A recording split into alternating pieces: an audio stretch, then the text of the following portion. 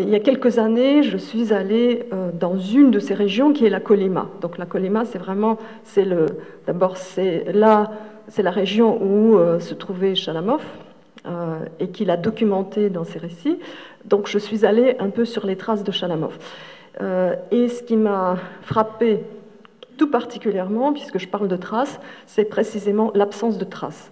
Alors je me disais, le grand absent de ce paysage, ce sont les camps.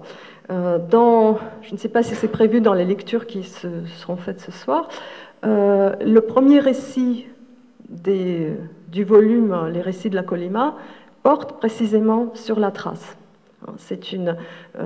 Chalamov raconte comment on trace une route, dans l'extrême nord. Et cette image comment on trace un chemin dans la neige, cette image du chemin et des pieds qui tracent le chemin est bien sûr une métaphore de l'écriture. Et cette métaphore de l'écriture rejoint une autre préoccupation de Chalamov déjà à l'époque, c'est-à-dire la disparition de la trace. Il est complètement obsédé par cette disparition, puisqu'il dit, il ne pouvait pas savoir que les archives conserverait quand même un grand nombre de documents, et qu'un jour ces documents seraient accessibles. Donc il avait imaginé jusqu'à la destruction de toutes les traces du goulag. Et cette destruction des traces l'amène à se poser en quelque sorte la question de sa propre existence, c'est-à-dire ça rejoint une question ontologique. Et donc c'est effectivement en partie ce qui s'est passé, cet effacement. Alors l'effacement n'a pas été, c'est la nature qui a repris le dessus, tout simplement. C'est-à-dire on n'a pas décidé, certains camps ont été démantelés et dynamités après la mort de Staline, mais la plupart ont tout simplement été laissés à l'abandon dans une région où la nature est extrêmement violente.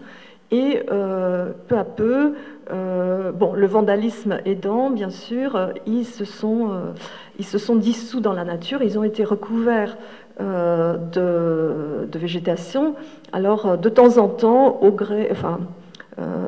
lorsqu'on construit un immeuble, on découvre des ossements, parce que, en fait, toute la région est un vaste charnier. Et alors, autre chose, on pourra revenir sur ces questions de traces. Et autre chose que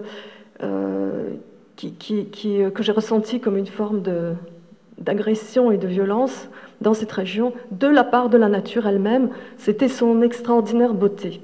C'est un paysage, le paysage de la Kolyma, on parlera après d'autres paysages, le paysage de la Kolyma est un paysage tout à fait particulier, fait de pierres essentiellement, extrêmement arides, avec des monts. Alors vous en entendrez sûrement parler, vous entendrez mentionner ces monts dans les textes de Chalamov, donc j'aimerais que vous puissiez les imaginer. Ce sont des montagnes basses et rondes, un petit peu comme sur les paysages japonais.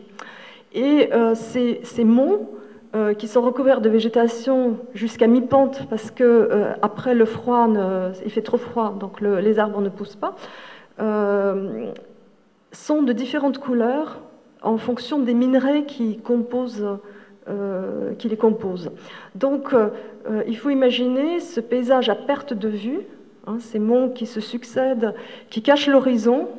L'horizon n'est pas très visible, et qui chatoient au soleil de toutes les couleurs. Donc, c'est d'une beauté absolument insoutenable. Insoutenable parce qu'on se dit, je n'ai pas le droit de trouver ça beau.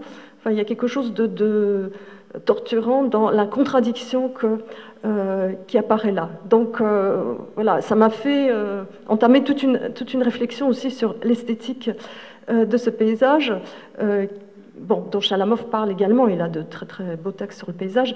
Alors cette année, dans le cadre de l'année France-Russie, parmi les différentes manifestations, il y a eu une exposition sur les Solovki.